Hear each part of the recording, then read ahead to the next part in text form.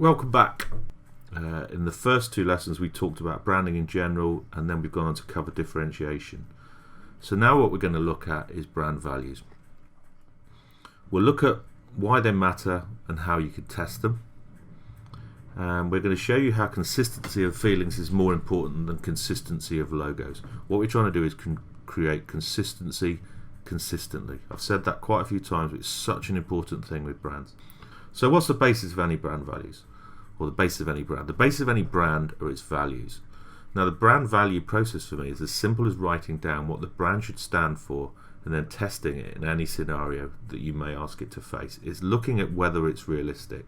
What does the brand truly believe in? What are its immovable truths? What can't you change? What is it all about? Is it real? Are we actually selling the truth? And I'll go on to explain why that's so important in a minute. Will people believe us, and can we live them in the real world? Can we actually keep this up? If you start really high and then you start dropping, people will drop your brand. So you have to start at a realistic level and then try and keep them there.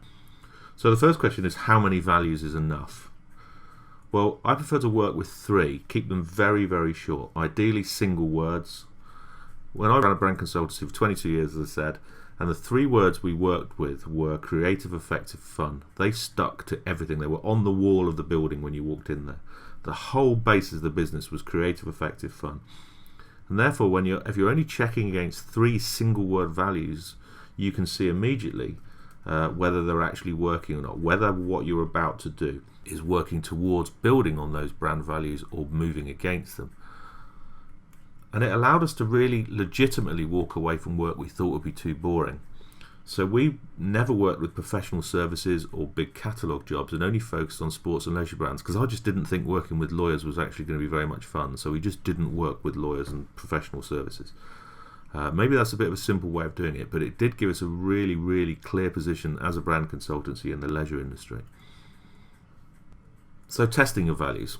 So the ultimate test is to check whether anything you're writing or saying is working towards reinforcing your brand values or potentially undermining them. If it's working with them, then keep going. If it's working against them or undermining them, then you have to change what you're saying or doing. Or perhaps you shouldn't do it. Perhaps your brand shouldn't be allowed to do it. Like me working for lawyers, I just didn't want to work for lawyers, so I'd turn them down. I couldn't see how you could actually have fun working with that. So this next picture now is going to give you another concept. Okay, who recognizes these brands? If you're a bit of a petrol head, you'll recognize that the top one's an Alfa Romeo and the bottom one is a Fiat. These are cars from the 70s.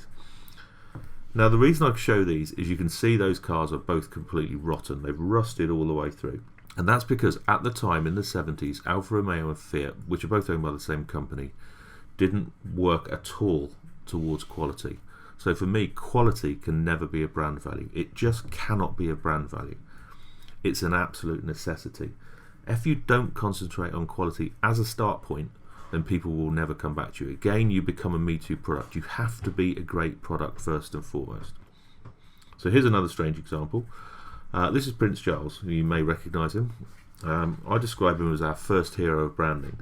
Because in the year 2000, Prince Charles said during the Wreath Lectures in the UK that we were paying too little for our food, and everyone mocked him for being out of touch with the people. But in 2001, the foot and mouth outbreak happened, which may have been because farmers were having to cut corners to meet supermarket price points.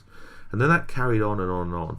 And then in January 2013, there was a contaminated meat scandal. Nearly every supplier in the market to those supermarkets had to ignore quality to get to a price point that the supermarkets demanded.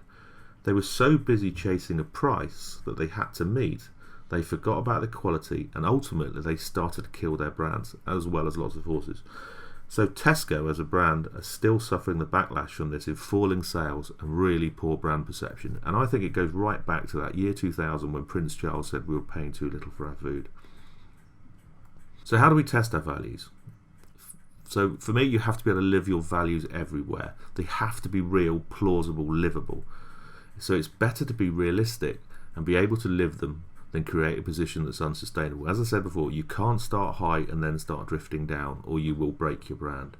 And when you get it wrong, you can kill your brand if you handle it wrong as well. So here's another great example. It's a bit of a Mickey take one, but now this was a healthy drink for kids. But in reality, it really wasn't. There was almost no fruit juice in it and loads too much sugar. When it leaked into the River Parrett in the UK, it was classed as a Category A pollution event and killed every fish in the river. And when it came out that this was caused by this soft drink concentrate, the brand died soon after. I don't know if you can guess what it is, but the brand was actually Sunny D, or Sunny Delight. It was meant to be a healthy drink, and look at it. So the next example here is my friend, not really, Mike Jeffries, who's the CEO of a clothing company.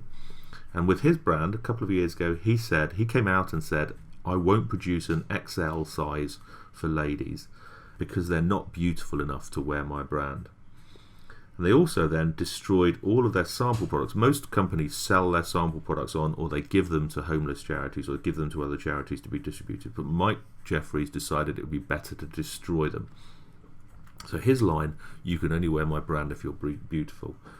The backlash was a campaign called Fitch Against the Homeless that completely destroyed the brand. The brand was Abercrombie & Fitch, and I think it's really struggled since they did this. The next example, David and Victoria Beckham in 2002 walked out to a party wearing matching leather Versace outfits, and everybody laughed, and they took themselves so seriously at the time. The easiest way to describe them was they were a completely infallible brand. They couldn't do any wrong. Everything they did had to be right. They were so perfect. But in 2012, David Beckham came out with this statement. What were we thinking? He cringes at his matching leather or black leather Versace outfits. And for them to have done that shows that brands have actually suddenly become fallible. The bad news is coming out. You can no longer just stand there and say, my brand is right, my brand is right. If your brand makes a mistake, you have to own up to it really quickly. So for them to admit they got it wrong, even if it was 10 years before, is a clue that every single brand in the market needs to admit it when it gets wrong. Get the bad news out fast, because it's coming out anyway. So the secret again is don't try and overstretch your values. I've really tried to emphasize this point a couple of times. So if you try and overload your brand with too many differences, it will always fail. So I call this the buckaroo effect, named after the silly game. So give it 1, 2 or 3 values and it's got the chance. But the more you try and lump on as potential differences, the more likely it is to flip up and fail. And here's another great example. It's not about consistency of logos. Brands need to concentrate on creating consistent feelings for their customers, consistently, as I've said over and over and over again, rather than worry about the consistency of their logos. So one of the biggest brands, if not the biggest brand in the world, Google, they've never worried about the consistency of their logos, and they've done fine. So don't be stressed about the consistency of logo, worry about the consistency of the delivery of the quality of what you're doing. So okay, here's a little summary of this little lesson, again under 10 minutes. Brand values need to be short and simple. They need to be real, believable and sustainable. Don't worry as much about your logo being the same place every time, but do worry when you get things wrong, as we will all do sometimes. We all make mistakes, but when you do, own up, sort it out as fast as you can. So that's the end of that lesson about values. Hopefully that's made a couple of points quite clearly. So in the next lesson we're going to move on to sustaining brands, how we keep brands alive and kicking for years to come. See you soon.